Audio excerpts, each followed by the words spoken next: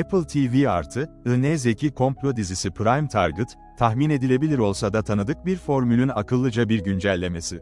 Diziyi izlerken, A Beautiful Mind, The Imitation Game ve hatta The Accountant gibi filmlerdeki diğer parlak matematikçilerle ilgili hikayeleri düşünmemek elde değil. Bu üretken kahramanlar da iş-yaşam dengesi, hükümet çıkarları ve şirket açgözlülüğünün, saf olmayan, gerçeklerine ve zorluklarına kapılıyorlar. Leo Woodall'ın Edward Brooks'u gibi, onlar da dehalarının saflığına sığınıyor ve dünyanın geri kalanını bir sonraki adımda ne bulacaklarını beklemeye bırakıyorlar. Prime Target, zorlayıcı ancak abartılı bir gerçek dünya konseptine dayanmasına rağmen aksiyon komplo türünün birçok bilindik kutusunu işaretliyor.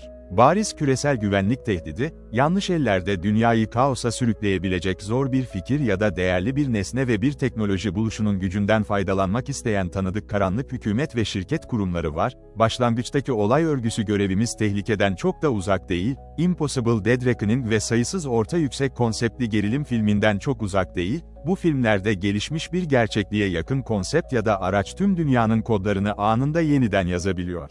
Başka bir deyişle, bir süper kötünün ıslak rüyası. Prime Target'ın tahmin edilebilir aksiyon tropları keskin ve zekice konseptinin altına oyuyor. Prime Target, Edward Brooks'un bir dahi olduğunu açıkça ortaya koyuyor. Bir kere, yardımcı karakterler bunu söylemeden duramıyor. Brooks rolüne uygun görünüyor. Çoğu zaman iyi giyimli ama dağınık görünüyor. Kendi dehasının iksiriyle sarhoş olmuş gibi, neredeyse her zaman içsel olarak mesafeli. Sessiz ama etkili bir Leo Woodall tarafından canlandırılan Brooks, aynı zamanda kasıtlı olarak dengesiz, sosyal normlara ya da yüce bir asal sayı teorisi arayışından uzaklaştıran herhangi bir şeye çok az saygı duyuyor.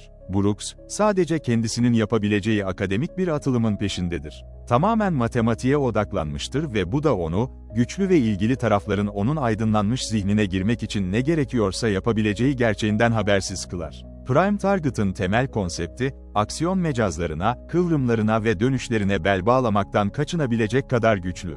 Cambridge'de yüksek lisans yapan Brooks, asal sayılarda dünyadaki tüm bilgisayarlara erişmesini sağlayacak sofistike bir örüntü keşfetmeye çalışır. Brooks sadece karmaşık ve büyüleyici bir matematik problemini çözmek istemekte, böyle bir keşfin doğal olarak kendisine sağlayacağı kaynaklar ve bulseylerle ilgilenmemektedir. Tek sorun, Brooks'un bu keşfi bir araç olarak umursamamasıdır, o sadece karmaşık ve büyüleyici bir matematik problemini çözmek istemekte, böyle bir keşfin doğal olarak kendisine sağlayacağı kaynaklar ve bulseylerle ilgilenmemektedir. Woodall Screen Rant'a verdiği bir röportajda bu, asal faktörü, tanımlıyor.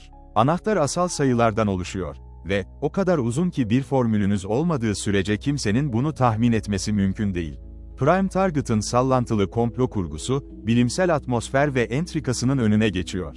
Prime Target'ın en iyi kısımları, The Bourne Identity ile National Treasure arasında bir yerde baş döndürücü bir komplo anlatısı ortaya çıkaran olay örgüsünün entelektüel gizeminde saklı. Örneğin harika bir golf sahası gibi, Prime Target'da entelektüel bir meydan okuma ve stratejik karmaşıklık seviyesi sunuyor ancak sıradan bir oyuncunun bunalacağı ve ilgisini kaybedeceği kadar karmaşık hale getirmiyor. Bununla birlikte, pilot bölümde tanıtılan bilimsel yönler dizi ilerledikçe sulandırılıyor. Brooks'un beyaz tahtalara, kara tahtalara ve not defterlerine matematiksel formüller ve teoremler karalamasını izliyoruz ve çoğu insan için, anlamsız olan şeyleri erişilebilir kılmıyoruz. Bu gibi sahneler, Brooks'un bir dahi olduğu yönündeki tekrarlanan yaratıcı noktada zirveye ulaşır. Sosyal ağda bile, Facebook'u geliştirmenin düşünce süreci, Jesse Eisenberg'in canlandırdığı Zuckerberg tarafından, yurt odası penceresinde vahşice kod yazarken ve algoritmaları analiz ederken basitçe ortaya konur. Bu bizi daha ilgili ve hatta daha akıllı hale getirirken, Brooks'un ileri matematik karaladığı sayısız sahne, bize sadece onun aslında bir dahi olduğunu tekrar anlatmaya yarar. Brooks'un başlangıçtaki arayışı, doğa rastgele olabilir ama ben onda bir düzen bulmaya çalışıyorum, ifadesine dayanır ve sıkı ve dostça olmayan tavrına rağmen zahmetsiz bir, harika çocuk, hayranlığı yaratır. Bu küçük eleştiri, serinin ikinci yarısına kopyalanıp yapıştırılmış gibi hissettiren formüle edilmiş aksiyon olay örgüsü gelişmeleri olmasaydı,